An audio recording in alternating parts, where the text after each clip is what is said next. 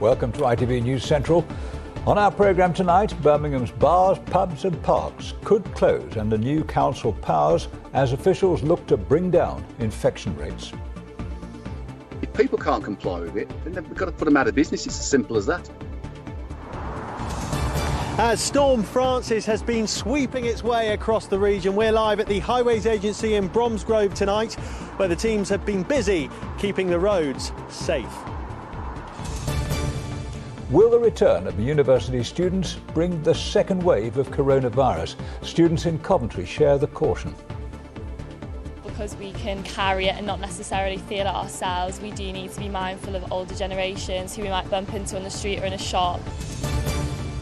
The country's first ever Pride train makes its debut journey across the West Coast. And join me later with 2 weather warnings in place. Storm Francis is making its presence felt.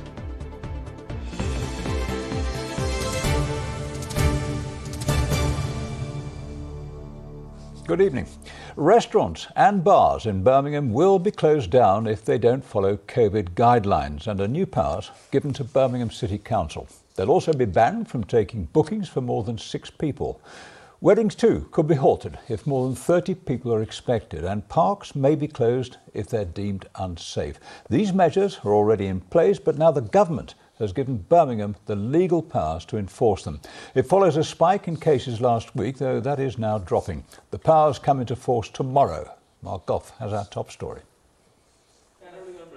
This bar and restaurant in Birmingham is fully COVID compliant, with social distancing and hygiene measures, and they take customers' contact details. I absolutely believe in it, that this needs happening, and it needs, not just in hospitality but in any customer facing areas. They should put enough measures in place because it's the health of the whole nation at stake. But for those bars and restaurants in Birmingham which aren't complying, time is up. The City Council has new legal powers. From tomorrow, bars and restaurants which aren't following COVID guidelines and haven't even done a risk assessment can be shut down. They mustn't accept group bookings for more than 6 people or from people from 2 different households. Gatherings such as weddings or funerals will be banned if more than 30 people attend. And outdoor places like parks could be closed on public health grounds. These guidelines already exist. It's just that now the government has given Birmingham City Council the legal powers to enforce them. The council and police can investigate reports of bars and restaurants which aren't complying, and they can issue them with a written warning or ultimately close them down. It follows a spike in cases in Birmingham, although the rate of infection is dropping. But the council wants these powers so that the city doesn't have to go into lockdown. In the week leading into the 12th of August, we saw the case rate in Birmingham go above 30 per 100,000. And although it's come down since then, we do want to make sure we keep on top of these numbers so that we don't have to lock down the Birmingham economy. We're very mindful that schools are reopening next week here in Birmingham, and we want to get on top of the numbers, drive the case rate back down in order that parents have the confidence to send their children and young people to school. Today, bar owners in the Broad Street area of the city supported this tough new stance from the council. If people can't comply with it, then we've got to put them out of business. It's as simple as that. But we've got to maintain good practice. We've got to think of the long term here. We've got to think of operating our bars and restaurants into the Christmas period, into next year. If we're operating in a manner which is going to kill people, they've got to be shut down. If these measures don't work, more stringent ones, like bans on who can visit your home, could still be imposed. Well, we're hoping to avoid more stringent measures by putting these measures into place, but we're now involved in a continual conversation with government, and until and unless we can get the case rate back down below 20 per 100,000, that conversation will continue. What's needed now is for people to continue to follow the guidelines. Mark Goff, ITV News. Staying with coronavirus, public health experts say a family gathering is to blame for a rise in cases in Redditch in Worcestershire. In the week to August the 21st, there were 25 positive tests, with officials saying that the majority of new reported cases can be traced back to a single event in one property. The council is reminding people not to socialise indoors in groups of more than 2 households. Other news, 4 people have been arrested on suspicion of false imprisonment human trafficking and sexual exploitation following a raid at 2 properties in Birmingham.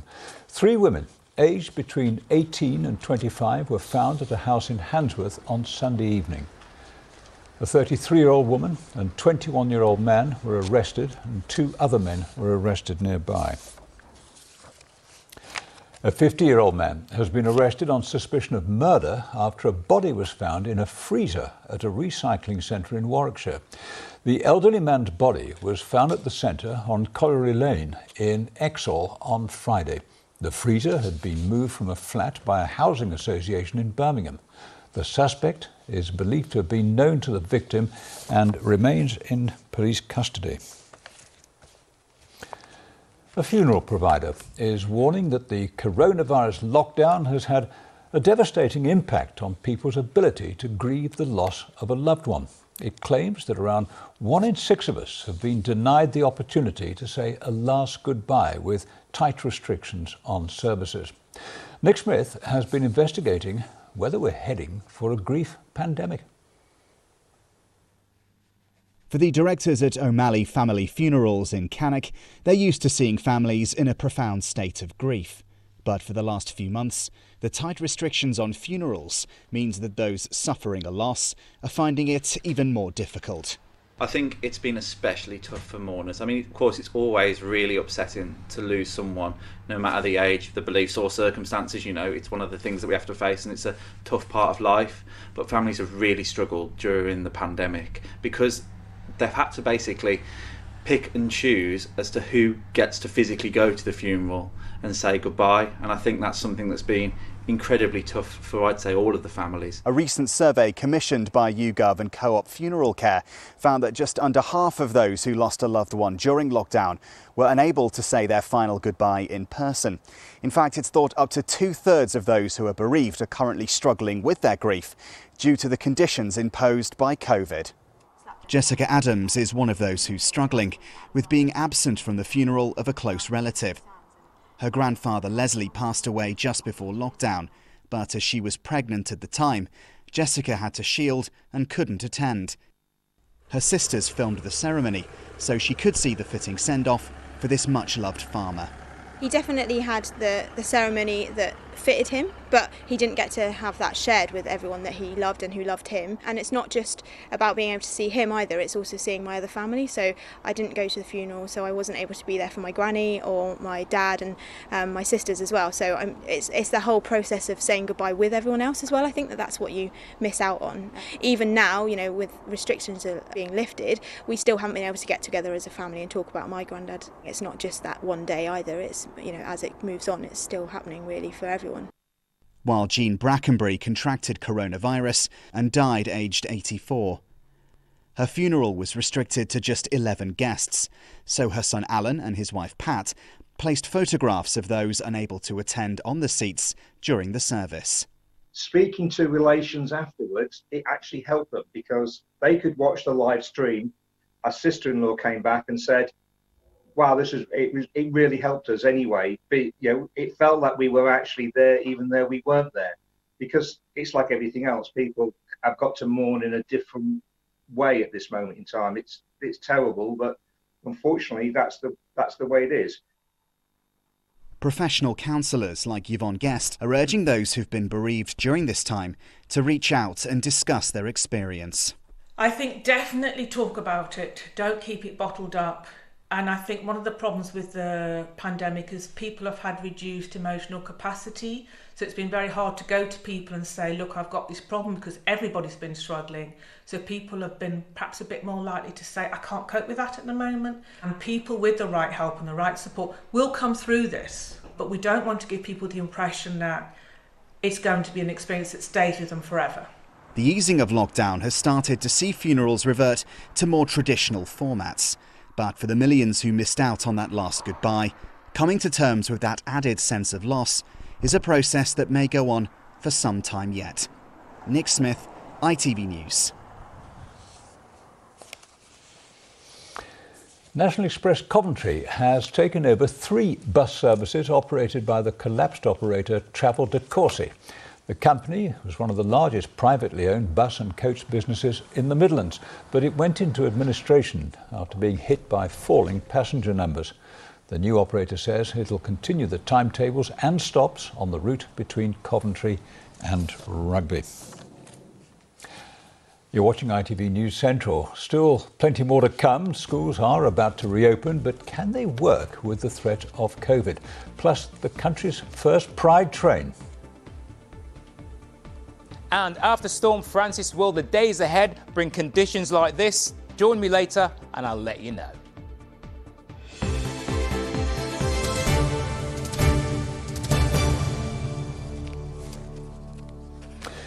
Now, it may not have looked much like it or much of a storm today. Storm Francis is gathering pace, though. Strong winds, travel disruption, power outages are predicted across the region.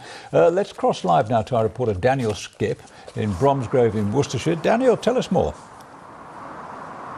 Yeah, Bob, I think most of us are used to the British summer, not quite living up to expectation, but I really wasn't expecting to wear 2 layers in August, and I think it has caught a lot of people off guard today, including a lot of drivers. Just take a look at this image. This is a car near Wolverhampton, Trescott Ford. They tried to cross over that Ford, unfortunately didn't quite make it. They had to be rescued. We're told this evening that they are OK. It's also been a bad day for tree falls. We know there's been around 50 trees fallen here in Worcestershire alone. And take a look at this image from Nottinghamshire. We're told the occupants inside of this car are OK, thank goodness. But I think you can just see from those images the sort of jeopardy that's on the road today. And of course, any mention of an amber weather warning really creates a lot of anxiety for those who've had problems with flooding before. This is a sight Kathleen Stainton never wants to see again. Her home devastated by filthy floodwater back in February. Everything destroyed. It's now almost back to normal, but weather warnings like today's make her nervous.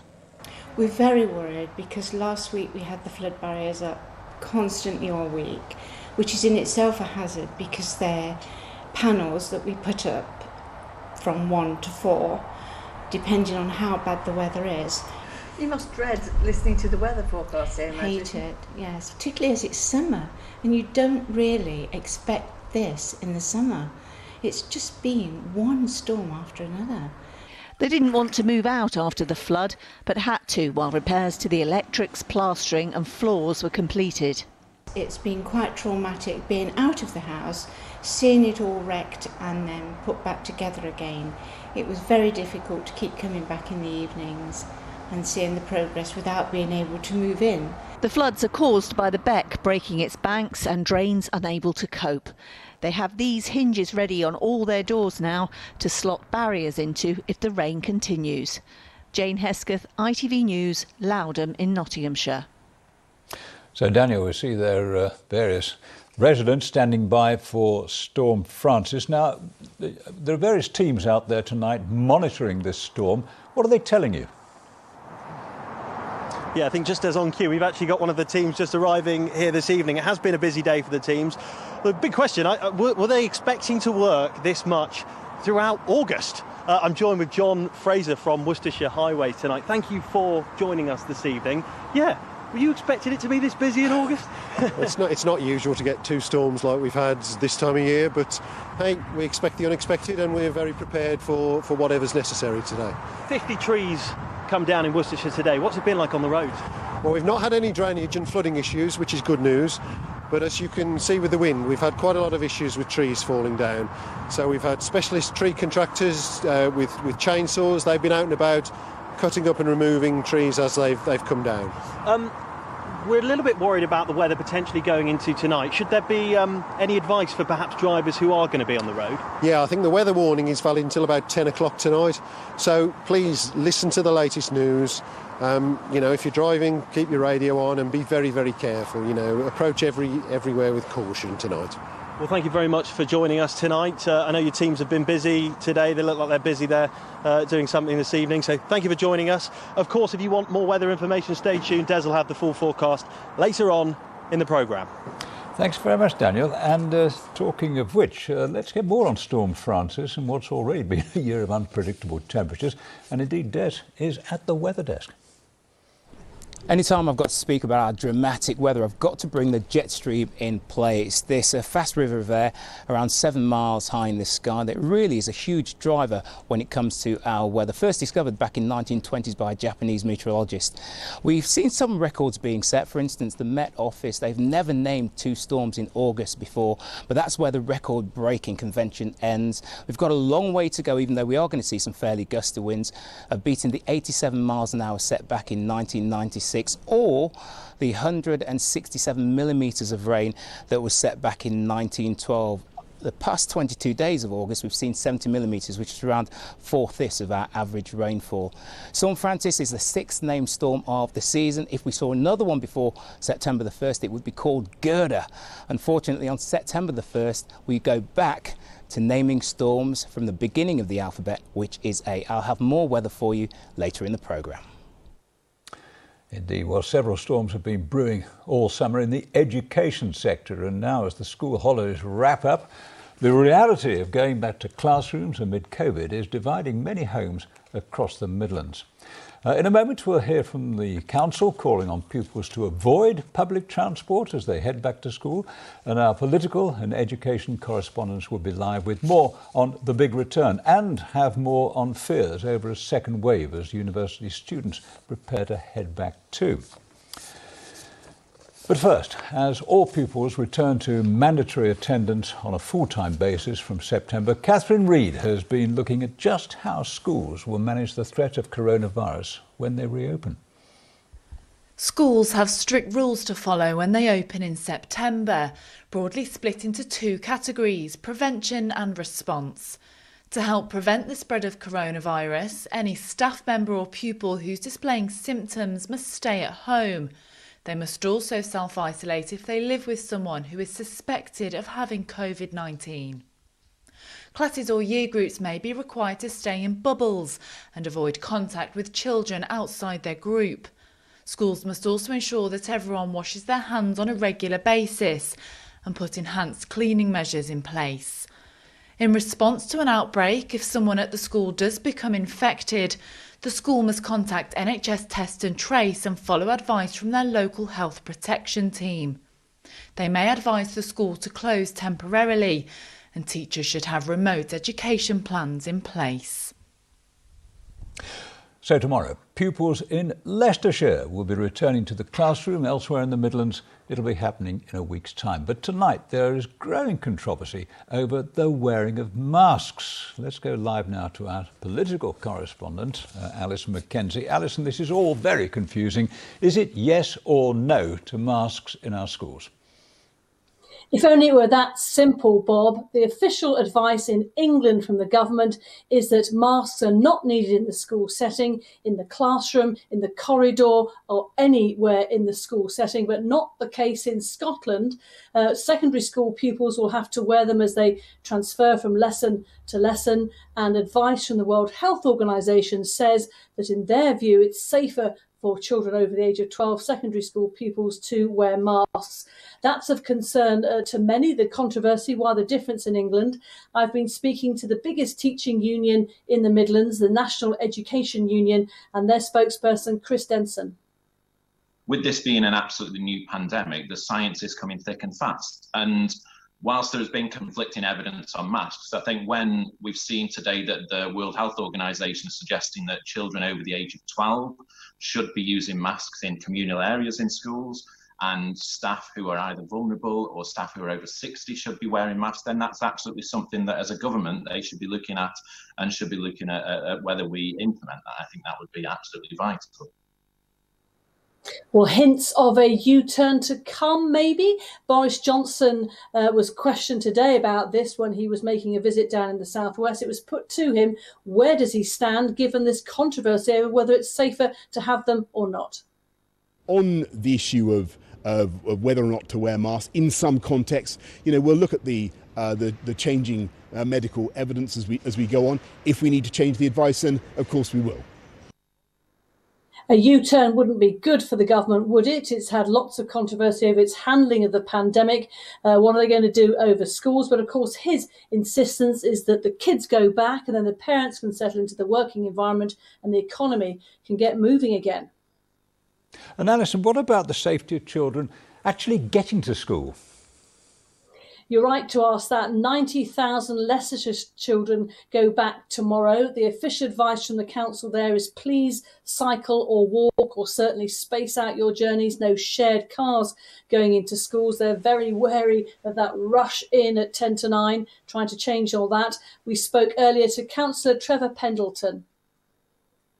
We want to do this safely. It's important because parents will want their children to come back to school as safely as possible, and actively encouraging them to walk, scoot or cycle is an extremely safe way out in the open of letting them come back to school. Alison, are the parents worried about this? Well, it's a big change, isn't it? 6 months now that children have been at home, away from lessons. Many do want them to go back. They're encouraging that change to go back from tomorrow in Leicestershire or elsewhere in the Midlands. I've been speaking to Sian Smith, who lives near Stratford. She's got 2 little ones, Amber, who's 7, and Sam, who's 5. A typical mum of primary school pupil, no masks required for them. But she did say she's concerned, but she wants them to go back, and she'll be keeping a check on their own safety. My main concerns, I guess, are any sort of spike and risks around the children catching the virus. But I've drilled into them both the importance of hand hygiene and explained to them that while they might not get very sick, it would be not good to bring it home. And then the main way of transporting it is on your hands. So it's really important to wash their hands. And I think they get that, but they're 5 and 7, so things slip the mind. Lots at stake here for parents, pupils and teachers, and especially those in charge making all the decisions. Indeed. Alison, thanks very much. Well, it's not just the return of schools which is causing some anxiety. There are also worries about the hundreds of thousands of students who will be going back to Midlands universities in the coming weeks. Could they be at risk of spreading the coronavirus among themselves and among the local population? Well, let's go live now to our education correspondent, Peter Bean. Peter, just how serious could this be? Well, Bob, there's certainly a lot at stake. I mean, I would say this is one of the biggest shifts in population within the country since lockdown began. 750,000 students will be attending Midlands universities alone, and they're coming here from all parts of the UK.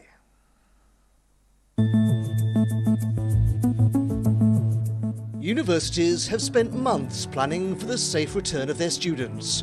It's one thing to make campuses COVID secure, but what about the wider community? We have people who live in these neighbourhoods who are vulnerable, who are elderly, and even if they're not, they have a right to feel safe. In the Lenton area of Nottingham, the first students are starting to trickle back. Eventually, the city will have 60,000 of them at its 2 universities. Some residents fear it's not just pens and laptops they could be bringing with them. The pubs and the clubs have got very restricted hours, and so we are absolutely dreading what the impact will be with regard to house parties and gatherings. It's very close range to my house, it's only next door, and they share this car park, so yeah, it's terrifying. These students are preparing to share a house together for the first time. The university have been sending us emails telling students who live in Lenton and around local residents how we should be behaving. We do need to be mindful of older generations who we might bump into on the street or in a shop, who we could potentially cause harm to. So yeah, we do definitely have more responsibility this year. For some students returning from months in lockdown, the urge to party will no doubt be hard to resist.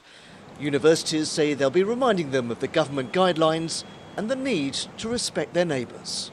What we have to help our students understand is their responsibility, and I have to say the vast majority of my students are always very conscious of their responsibilities to the city. Let's not tarnish them more with a view of negativity. They're coming to university as serious students. But the last thing returning students will want is for local people to be giving them a wide berth. Don't keep away from them. Please welcome them and let them feel like this is home away from home.